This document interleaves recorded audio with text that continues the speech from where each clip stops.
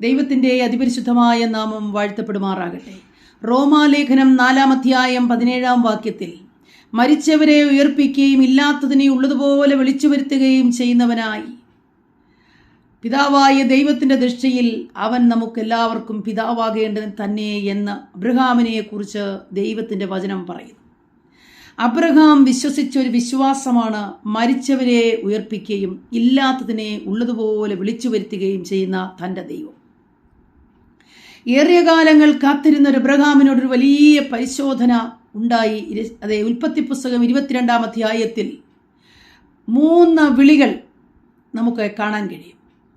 ഒന്നാം വാക്യം തുടങ്ങുന്നത് തന്നെ അബ്രഹാമേ എന്ന് വിളിച്ചാണ്. അടിയനിതാ, അടിയനോട് അരുളി ചെയ്യണമേ എന്ന സമർപ്പണത്തോടെ കടന്നു എന്ന അബ്രഹാമിനോട് യഹോവയായ ദൈവം പറയുകയാ, നീ സ്നേഹിക്കുന്ന നിന്റെ ഏകജാതനായ പുത്രനെ എനിക്ക് യാഗമാക്കണം.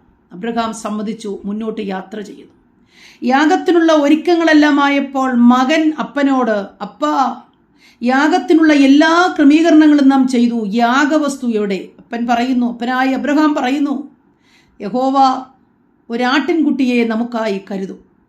വിശ്വസിച്ച് യാത്ര തുടർന്നു. മോറിയാദേശത്തുള്ളൊരു മലയിൽ കടന്നു എന്ന് യാഗം കഴിപ്പാനായി തുടങ്ങിയ അബ്രഹാം എല്ലാ ക്രമീകരണങ്ങളും ചെയ്ത് അവസാന നിമിഷത്തിൽ ഒരു വിളി കേൾക്കുക. അബ്രഹാമേ, അബ്രഹാമേ.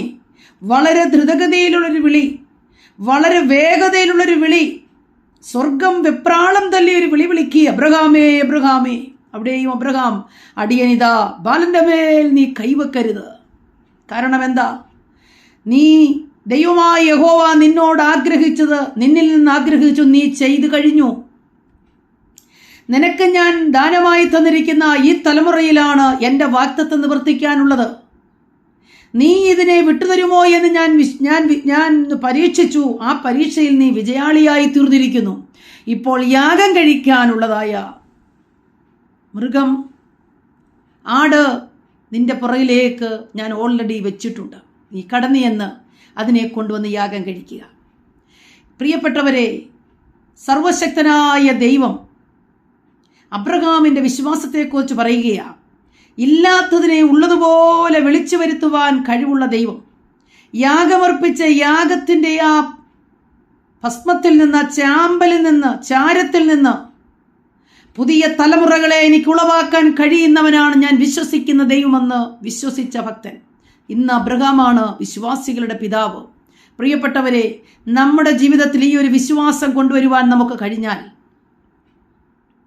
നഷ്ടമായതെന്നേ ഓർത്തും, തകർന്നുപോയ അനുഭവങ്ങളെ ഓർത്തും, ജീവിതത്തിൽ കടന്നു വന്ന പരിശോധനകളെ കണ്ടും വ്യാകുലചിത്തരായി ദൈവത്തിൽ നിരാശയുള്ളവരായിരിക്കാതെ, സകലത്തിനും മതിയായ ദൈവം, എല്ലാം ചെയ്യുവാൻ കഴിവുള്ള സർവശക്തനായ ദൈവം എൻ്റെ ജീവിതത്തിൽ അത്ഭുതങ്ങളെ ചെയ്യുമെന്ന് വിശ്വസിച്ചാൽ ഇന്ന് പകൽക്കാലം നിങ്ങൾക്കും ഒരത്ഭുതം കാണാം.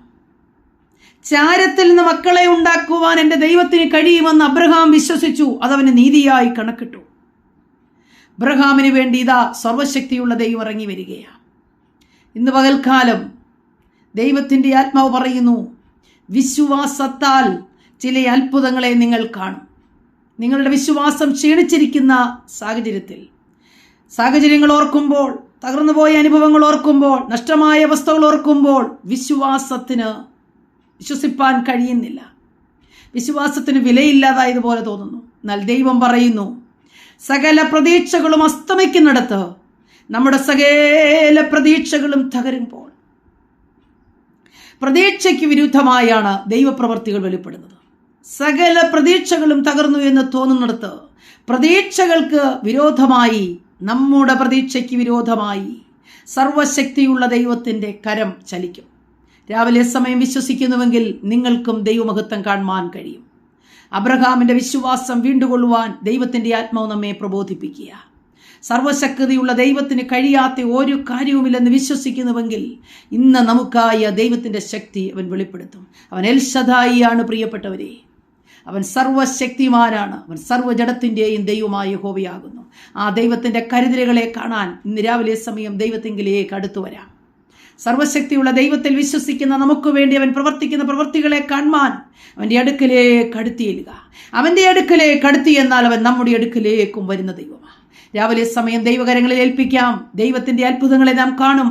വിശ്വാസത്താൽ നാം ചിലത് നേടാൻ പോകുക, വിശ്വാസത്താൽ ചിലത് വീണ്ടുകൊള്ളുവാൻ പോകുക.